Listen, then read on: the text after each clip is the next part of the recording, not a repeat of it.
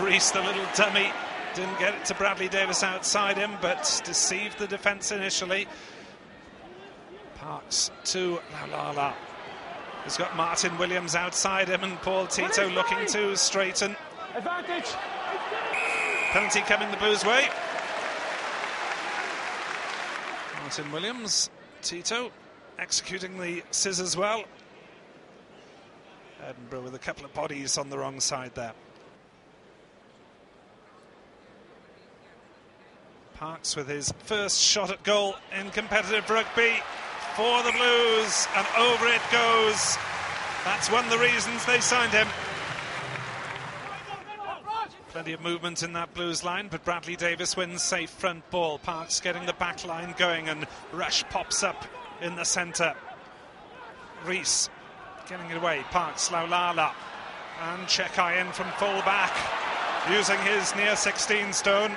Rees Thomas to Laulala, who wasn't quite expecting it, did well to hang on. This is inside the 10-metre line. Rees away to Parks, who steps and finds Rees. There's something on here. Molatika and Bradley Davis can storm away over the line, under the posts. Cardiff Blues have been threatening that.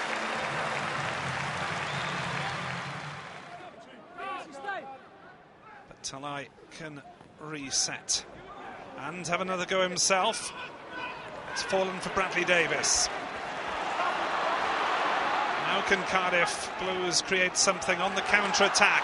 Parks to James. Chekai opts for the scissors inside, almost runs into James, but there's Rush on the wing. Rush with a chip and chase. Oh, what skills from Xavier Rush! Tom James finishes it off, but an exquisite piece of handling from Xavier Rush. Just look at this. From a number 8, chip and chase. The catch is good. The back of the hand pass. Tom James, a 20th try in the Magners League. No real options outside, so he just hoofs it towards safety, but with Visser in possession, it's certainly not safe from the Blues' point of view. Rees and Rush with a double tackle, but this is McKenzie storming away, and Dan Parks getting back to save Cardiff Blues on that occasion.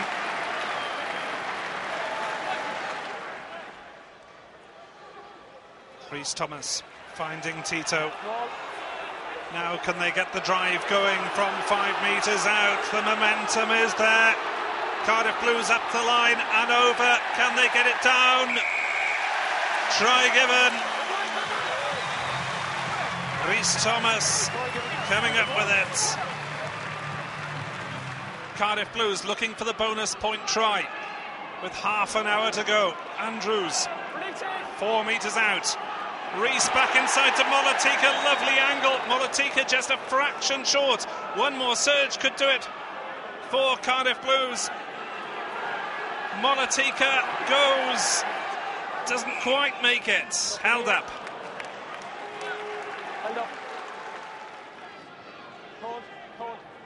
The forwards there for protection for Dan Parks as he clears from close on his own dead ball line and gets plenty of length on that kick, but Edinburgh looking to keep the ball alive. Lee Jones getting involved more and more. Now a hint of an overlap if they can get it out to Visser. But it's Ben Cairns on the outside, and this is Visser. Visser for the line. The Flying Dutchman is in again. Game opening up in these last few minutes. The Blues going for the bonus point. Edinburgh looking to get back in the match. Blues sweeping it wide. Rees Thomas out to Chekai. Dummies inside. Looks to run round his man. Oh, lovely feet from Chris Chekai, keeping the chance alive. Parks, Bradley Davis and Casey Laulala just listen to that roar. Cardiff Blues get the bonus point with a tremendous attack from halfway.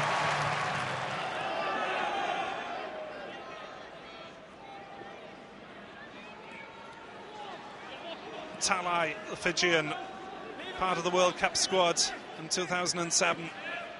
Patterson working all sorts of angles through this game. McLeod has lost it. Didn't go forward, and the chance is there for Tim Visser to add his second try of the game.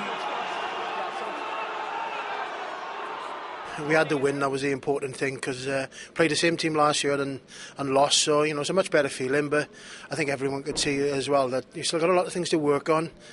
We scored a lot of tries on counter-attack today, and for big parts of the game we were under a lot of pressure, so we certainly want to keep our feet on the ground there. Good win, that's what we wanted. 5 points, can't do any better, but we certainly got to play better. It was good today. I think we were pretty much in control of the game most of the way through. We had a few dips there in concentration which sort of let them back in, and against someone like Chris Patterson, you just can't give them penalties. We gave too many away in our half, and we obviously got them back in the game, and in the end, we got 4 cracking tries, really good tries, and that got us the bonus point win. So we're obviously delighted with that. Well, the Blues have picked up where they left off. It's 9 competitive matches unbeaten now for David Young's side, and we saw a debut last year from Sam Norton-Knight that maybe wasn't the best, but Dan Parks on debut ran the show, man of the match. Well, they're going to compare him to Sam Norton-Knight, and it wasn't a tough job to follow actually, but. It's one of those things where he's very good at reading a game. He's got a great kicking game. He set up the first try as well with a break.